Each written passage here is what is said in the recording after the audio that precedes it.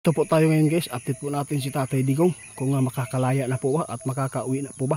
Kaya narito po tayo, sana hindi kayo magsawa kasi po sinabi po ng ating kaibigan noon na makakabalik si Tatay at mabasura po ang kanyang kaso, no, sa tamang panahon. Kaya narito tayo, gusto kong i-update kasi maraming nagagalit po ng mga tao sa amin dahil po ay yung mga hula ng kaibigan natin hanggang ngayon hindi pa daw natutupad.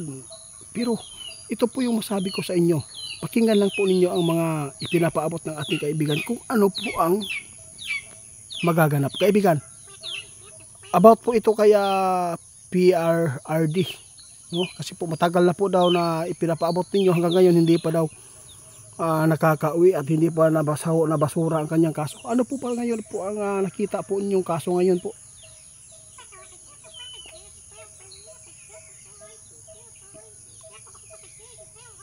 Oo, lalo na po yung mga DDS supporters ng mga Duterte ha. Huwag kayong mainip, no? Sabi ng ating kaibigan, makakalabas si Tatay at makakauwi po ng ligtas. At saka hintayin po natin ang tamang panahon. Pero yung nakikita ni kaibigan ngayon guys, malapit na po talaga, no? Kunting kimbot na lang guys, makakabalik na si Tatay Digong. Kaibigan, ito po yung nakikita po ninyo ngayon. Tama kayo. No, hindi po natin mamadaliin po ang panahon guys, no? Alam po natin na si Tatay Digong ay okay lang po siya doon at ang impormasyon ni kaibigan ngayon ay makakabalik at makakauwi talaga si Tatay po dito. Huwag kayong mainip guys. Ang importante dito ay malusog si Tatay Digong po doon. Alam ko marami po nagmamahal po sa mga Duterte, kaibigan. Huwag lang po tayong mainip pa. Yun lang po ang sabi ng ating kaibigan. Nakikita po ni kaibigan na malapit na po na panahon na makakauwi si Tatay at mababasura po talaga ang kaso na yan. Alam po ninyo guys, maraming mga tao na tumutulong at saka lalo na yung mga tao na sumusuporta sa kanya at lagi po na nalangin para po ay mailigtas si Tatay. Hindi naman po totally na porket ang tao masama, hindi natin na idasal. Kasi hanggat ang tao ay nabubuhay, may pag-asa pa na magbago. Di ba kaibigan? Hindi lang tayo pwede magpaabot ng pampatapos ba para hindi po tayo magkasala, kaibigan. Yung mga followers ni BBM dyan, huwag po kayo huwag kayong sayahan dyan dahil po ay si Tatay Digong nasa hagi, no? Ayaw mo kuha na kaya nga, no? Si Tatay Digong, alam po ninyo, inaayos lang po ang kaso niya doon hanggat maunawaan po ng ICC na ito po ay tama ang kanyang mga ginagawa dito sa Pilipinas para po matigil po ang mga tao na lalo na yung mga krimen po dito. Ang dami po dahil sa shabu, dahil sa drugs, di ba kaibigan? May intindihan po yan ng mga gumigisa po sa ni Tatay yung kaso, no? Kaya abangan na lang po natin guys, basta impormasyon ni Tatay ni kaibigan po natin dito, ito po tandaan nyo.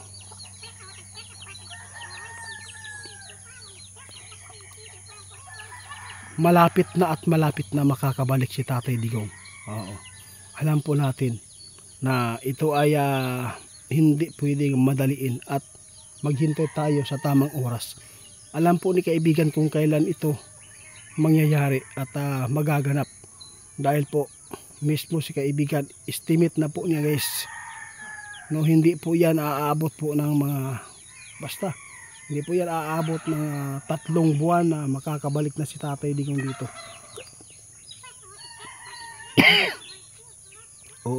Kaya wag po tayong gumawa ng mga hakbang na hindi maganda.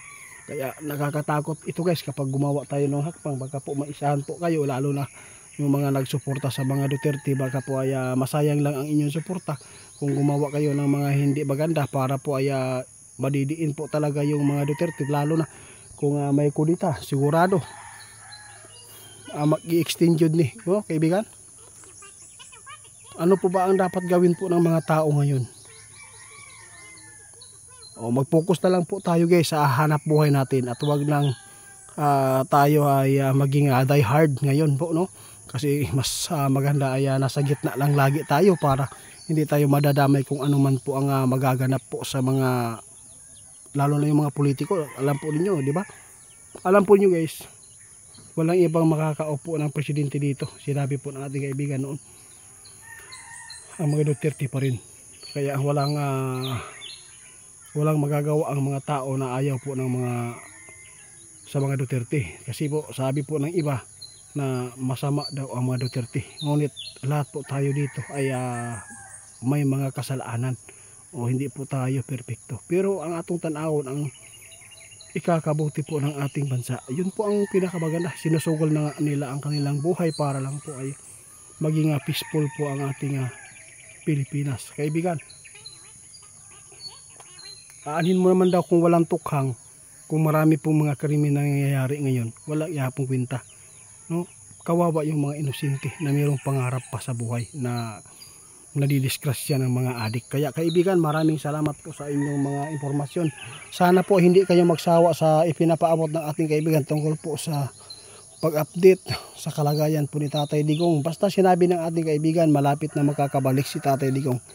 Maghintay lang po tayo sa tamang oras, tamang panahon. Kaya hanggang dito na lang muna ang aming ipinapaabot sa inyo. Magandang umaga po sa inyong lahat.